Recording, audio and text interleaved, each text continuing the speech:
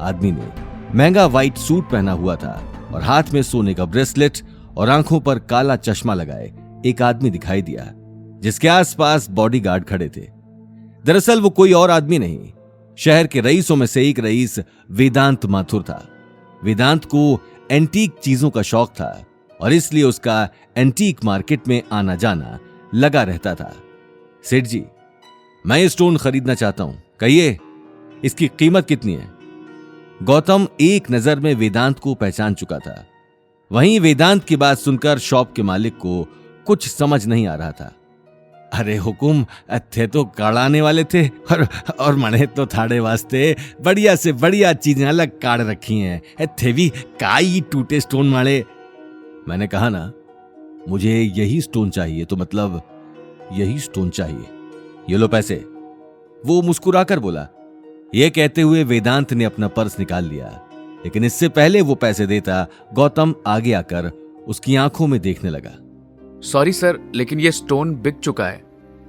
मैंने आपके आने से पहले इसे खरीद लिया है। शायद तुमने वो बात नहीं सुनी कि जब तक आदमी दुकान से ली हुई चीज की कीमत नहीं चुका लेता, तब तक वो चीज उसकी नहीं होती।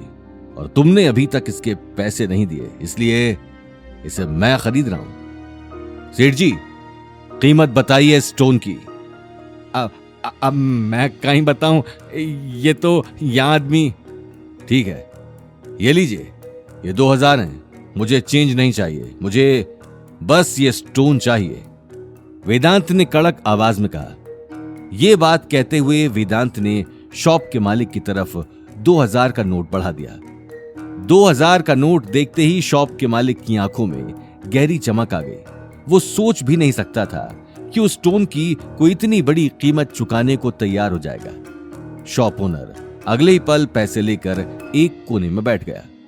गौतम ये देखकर हैरान रह गया। वहीं वेदांत ने मुस्कुराते हुए अपने गार्ड्स को इशारा कर दिया। बॉयज, स्टोन ले लो।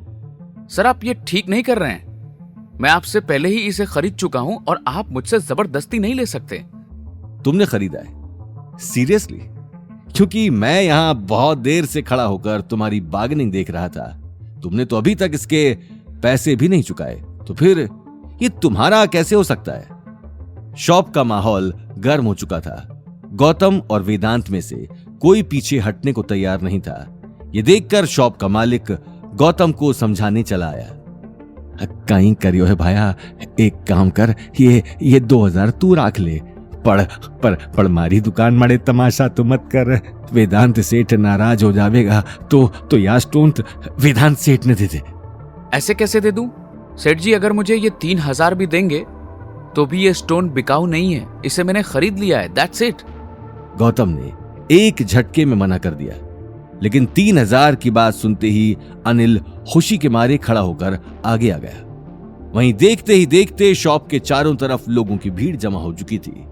शॉप का मालिक आसपास खड़े लोगों को देखकर अपने सिर से पसीना साफ करने लगा। मारो काम थणे समझाना छू, आगे थारी मर्जी भाया। ये बात कहते हुए शॉप का मालिक अंदर जाकर बैठ गया।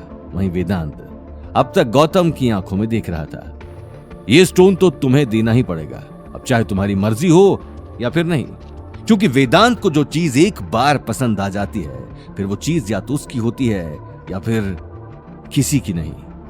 मैं ये स्टोन नहीं देने वाला, चाहे फिर तुम कुछ भी कर लो, वेदांत फिर बोला। यह बात सुनते ही वेदांत ने अपने बॉडीगार्ड को इशारा कर दिया।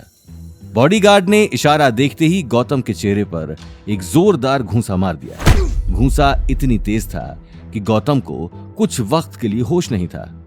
गौतम को जमीन पर देखते ही अनिल घबराहट के मारे अपने आसपास देखने लगा।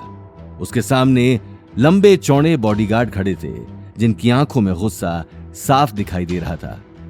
मैं आखिरी बार समझा रहा हूं, मेरी बात मान जाओ, क्योंकि जो चीज वेदांत माथुर को पसंद आ जाती है, उसके लिए वो कुछ भी कर जाता है। मैं भी आपको आखिरी बार समझा रहा हूं, इस तरह से गुंडागर्दी करने से कोई फायदा नहीं है। आपके मार्केट में अच्छा नाम है। सोचिए, इतने छोटे से मार्केट में किसी मामूली आदमी के साथ लड़ने पर लोग आपके बारे में क्या सोचेंगे?